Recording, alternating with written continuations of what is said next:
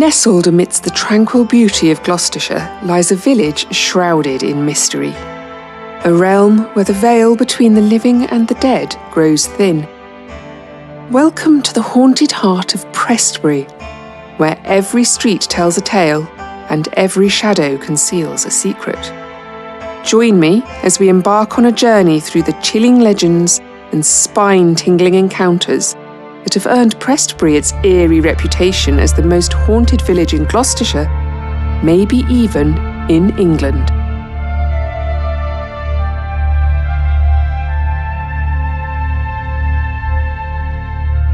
In his 1973 book Haunted Britain, Anthony Hipsley Cox cites Jack Hallam, a former picture editor of the Sunday Times and an authority on the supernatural, who recorded that there were 4 Prestbury ghosts.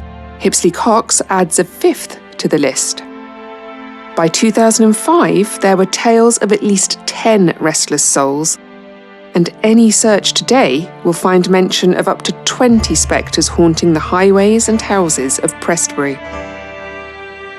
Prestbury, whose name means the priest's fortified place, has been a village since Anglo-Saxon times and a settlement for even longer. Many of the buildings are now listed, including the 13th century St Mary's Church, the place where sightings regularly occur of one of the most famous of Prestbury's phantoms, the Black Abbot. According to local legend, the hooded figure of the Black Abbot used to glide down the aisle of St Mary's until the church was exorcised, but he can still be seen in the churchyard and the village. An eerie photograph of the apparition apparently standing among gravestones was taken in 1990 by Derek Stafford. After weaving through the churchyard and the grounds of the old priory, the abbot vanishes through the wall of a cottage on the high street, where he can be heard climbing the stairs and has been reported to have caused poltergeist activity, bumping and moving things around in the attic. One theory is that the Black Abbot is walking his old route from the church to the tithe barn, where grain and other produce from the village was stored before being sent on to Gloucester Abbey, attentive to his duties even after death. Appearing most frequently at Easter, Christmas and All Saints' Day, tales of the Black Abbot and the resulting interest in the church that he has brought with him has caused the rector of St Mary's to comment that ghost tours have no part in a place of Christian worship and they don't belong in a Christian churchyard.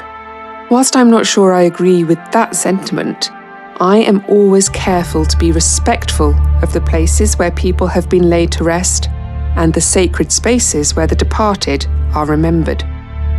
I would urge anyone investigating stories of history, ghosts, faith and folklore to take a similar approach. Let's leave the Black Abbot as we move on from the churchyard and stroll along Tatchery Lane towards the Burgage.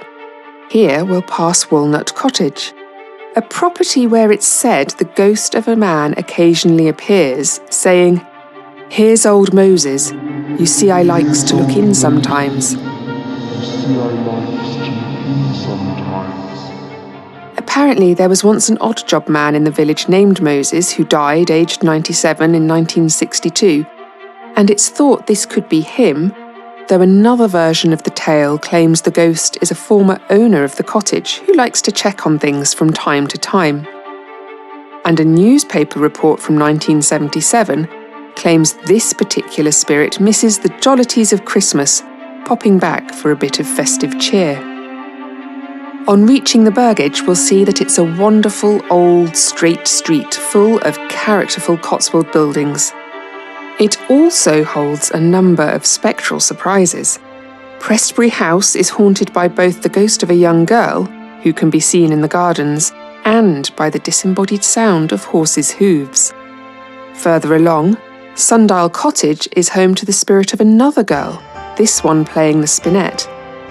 Although she hasn't been seen since the start of the First World War, her music is still regularly heard as soft notes on the air.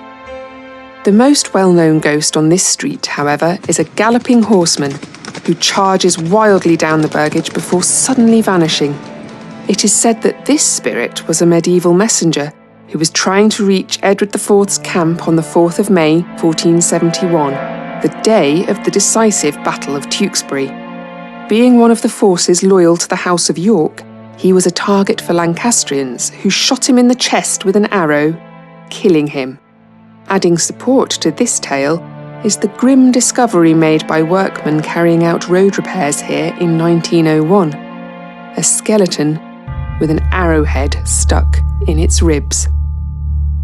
At the top of the Burgage we'll turn into Mill Street, where an old lady can be seen drifting across the fields to our right, vanishing when she reaches the wall. Apparently, this misty vision in an old-fashioned dress is known as Mrs. Preece, though I'm not sure who first identified her or where she is travelling to or from on her endless ghostly walk. Mill Street itself is home to another galloping rider, this one a headless Cavalier soldier from the English Civil War. By 1643, the city of Gloucester was under siege by the Royalists, though Prestbury remained staunchly parliamentarian. Roundhead troops in the village set a nasty trap for one poor Royalist dispatch rider by stretching a rope across the road and knocking him off his horse. The captured man was executed after interrogation, and ever since, his headless ghost has repeated his final, fatal journey. Further along Mill Street, we'll come to the Plough Inn, a pretty thatched roof 17th century pub, which doesn't seem to have any spirits other than those you'd expect to find in a well-stocked bar inside its walls. It is, however, another location where the sound of spectral horses' hooves can be heard. And some sources say that in years gone by, herdsmen would have difficulty getting their sheep to walk past this pub, with other animals reportedly freezing to the spot outside it. This is also the vantage point from which you can sometimes see a phantom shepherd, with a misty and mysterious flock of sheep silently appearing and then fading to nothing. Maybe there is something in the theory that ghosts are energy imprints and that animals are especially sensitive to these electrical flashbacks to the past, after all. And still, there are more ghosts that have been observed and heard in this village. A woman can be heard singing. Revellers from the 18th century carry on their party at Prestbury House. And there is even a Phantom Strangler at Cleeve Corner, where a young bride is said to have died at the hands of a burglar. A mysterious funeral procession was seen crossing a field and disappearing, and people working in Idsall House reported being pushed by an unseen force, referred to ominously as the apparition. What are we to make of this place? Pretty Prestbury, where haunted history whispers through the streets and every corner seems to hold a tale to be uncovered. Amidst these tales of the supernatural, I feel there lies a deeper resonance. The very essence of Prestbury, steeped in centuries of history, echoes with the souls of those who came before us. Their stories, woven into the fabric of the village, serve as reminders of our shared humanity and the enduring stories that bind us together, powerful connections created across time.